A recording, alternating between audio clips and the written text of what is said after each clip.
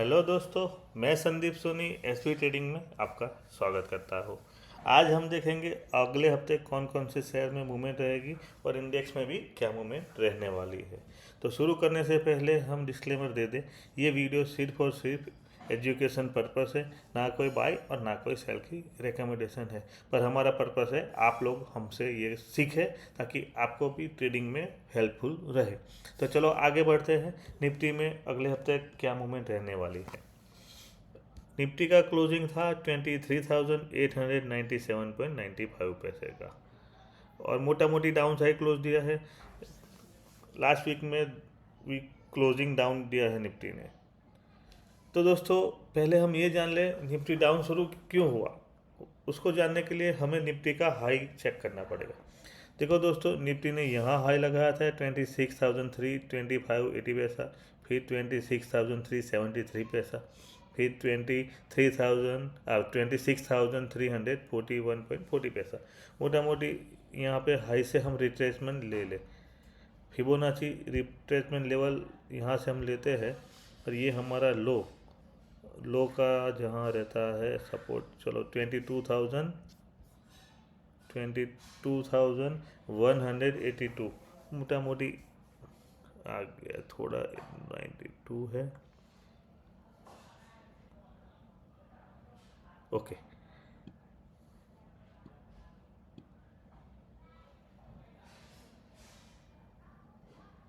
Okay, ये perfect है। तो दोस्तों ये फिबोनाची रिट्रेसमेंट ट्रेंड रिवर्सल होगा या नहीं होगा वो हमें बताता है। अगर कोई इंडेक्स या कोई शेयर ट्रेंडिंग होता है, यानी कि देखो हमने ये निफ्टी यहाँ से देखा डाउन ट्रेंड चल रहा है, आप सबको पता है डाउन ट्रेंड में निफ्टी है। तो अगर उसको ट्रेंड चेंज करना होगा तो फिबोनाची रिट्रेसमेंट लेवल में 61.8% बहुत मेजर है। अगर वो लेवल के ऊपर क्लोजिंग देगा और सस्टेन होगा तो ही ट्रेंड चेंज होगा, वरना नहीं होगा। वरना वहाँ से सेलिंग आएगा ही आएगा। जैसे हम यहाँ देख सकते हैं, ये करेक्ट हुआ, ऊपर गया, करेक्ट हुआ और यहाँ बॉटम बनाने के बाद 61.8% हमारा होता है 24,793, यानी मोटा मोटी 800 राउंड फिगर में हम कैलकुलेट करें तो 24,800 है। वहाँ पे निफ्टी गया नहीं, यहाँ से करेक्शन शुरू कर दिया और हमारा सपोर्ट है यहाँ पे 23,800।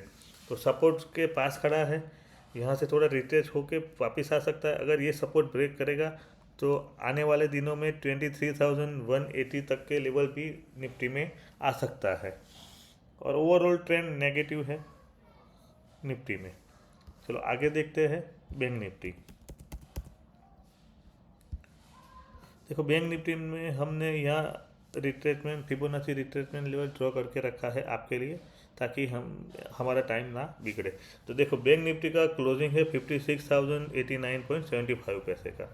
जैसे हमने कहा हाई से अगर लो का हम रिट्रेसमेंट लेते हैं और 61% मार्क करते हैं, उसके ऊपर जब तक नहीं जाता तब तक ट्रेंड चेंज नहीं होता। तो देखो यहाँ बैंक निफ्टी ने टच करके क्लोज दिया पर दूसरे दिन से सेलिंग आ गया, यानी कि वो फेल हो गया, रिजेक्शन आ गया वहाँ से। तो बैंक निफ्टी भी हम एक डाउनवर्ड मूवमेंट दे सकता है आने वाले वीक में। पर सपोर्ट है 55,900 का, दूसरा सपोर्ट है 54,535 का और रजिस्टेंस है 57,285 का और दूसरा रजिस्टेंस है 59,242 का। आने वाले वीक में ये सपोर्ट और रजिस्टेंस रहने वाले हैं। आगे बात करें ग्रैन्यूल इंडिया। ग्रैन्यूल इंडिया एक बढ़िया स्टॉक है और प्राइस एक्शन भी एक बढ़िया दिखा रहा है। देखो हम यहाँ से देखें तो हायर लो ही बना रहा है। देखो ये एक बढ़िया है। इसको हम वीकली में कन्वर्ट करेंगे ताकि हमें अच्छे से प्रिडिक्शन मिले इसमें। देखो ग्रैन्यूल इंडिया ने कंटिन्यूसली तेज़ी करने के बाद साइडवेज होके डाउन होके साइडवेज होके डाउन हुआ, फिर अप आया, डाउन हुआ और अप आया। तो दोस्तों यहाँ डाउन हुआ, ये लो और ये लो मोटा मोटी सेम है, तो हम इसको डबल बॉटम भी मान सकते हैं। यहाँ पे डबल बॉटम बनाने के बाद ऊपर आया है, लेकिन 52 वीक हाई का लेवल है 721। अगर 721 एक रजिस्टर है उसका, उसके ऊपर क्लोजिंग देता है तो ग्रैन्यूल इंडिया में 1,000 तक की मूवमेंट हमें मिल सकती है। 1,000 तक के प्राइस को टच कर सकता है, लेकिन उसमें हमारा स्टॉप लॉस रहेगा ये लेवल का 620 का। 620 के एसएल से बाइंग करें, और बाइंग कब करें, जब 722 के ऊपर सस्टेन हो या क्लोजिंग दे, तब जाके हम बाइंग कर सकते हैं। ऊपर में 1000 तक के लेवल हमें मिल सकते हैं ग्रेन्यूल इंडिया में। अगला स्टॉक है नेस्ले। देखो दोस्तों, नेस्ले तो हमने पहले भी कवर कर लिया है, और अभी भी वो एक अप मूवमेंट ही दे रहा है, अच्छा स्टॉक है एफएमसीजी का। तो नेस्ले में जैसे हमने कहा था, ऊपर में हमें 1570 और 1650 तक के टारगेट के लिए चलना चाहिए, और 1325 का स्टॉप लॉस है। तो इसको भी हम कंटिन्यू बाइंग साइड रखते हैं। आगे हम बात करेंगे आईटी सेक्टर के वीक स्टॉक। दो वीक स्टॉक, एक है एचसीएल टेक।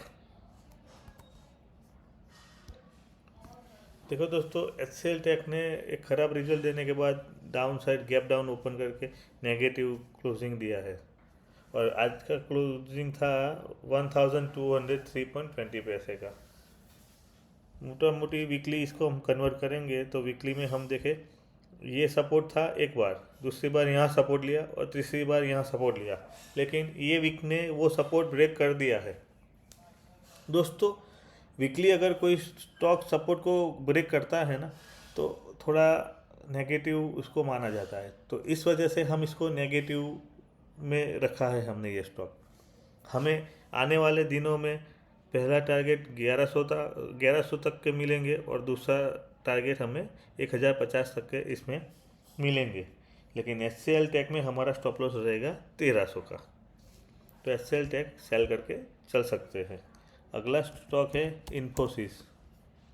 इन्फोसिस लिमिटेड। देखो दोस्तों, इन्फोसिस ने भी सेम किया है, सपोर्ट ब्रेक कर दिया है। देखो हम चार्ट में थोड़ा देखो, ये सपोर्ट था, ये ब्रेक किया है, ये भी सपोर्ट था, यहाँ आगे यहाँ सपोर्ट था। देखो ड्रॉ करके आपको दिखाता हूँ। हाँ देखो, ये सपोर्ट था, यहाँ पे एक रजिस्टेंस वो बन गया था। जो यहाँ सपोर्ट था, एक बार लिया, दो बार, तीन बार, और यहाँ पे ब्रेक करने के बाद ये रजिस्टेंस बन गया था। और एक छोटा सा सपोर्ट यहाँ वीकली, ये सपोर्ट भी वीकली सपोर्ट है। देखो ये एक सपोर्ट वीकली सपोर्ट है। दूसरा यहाँ ड्रॉ कर देते हैं। देखो वीकली सारे सपोर्ट ब्रेक करके नेगेटिव क्लोजिंग दिया है, वॉल्यूम के साथ नेगेटिव दिया है। इसको भी हम सेल करके चल सकते हैं। 115460 का क्लोजिंग है। एसएल हमारा रहेगा 1330, यानी कि 1330 का। हमारा टारगेट रहेगा 1000 और 950 तक के टारगेट इन्फोसिस में रहेंगे। तो दोस्तों, ये थे कुछ स्टॉक जो हम आने वाले वीक में काम कर सकते हैं। तो अगर आपको हमारा वीडियो अच्छा लगे, इन्फॉर्मेटिव लगे, तो लाइक, कमेंट और अपने दोस्तों के साथ शेयर ज़रूर करें। Thank you.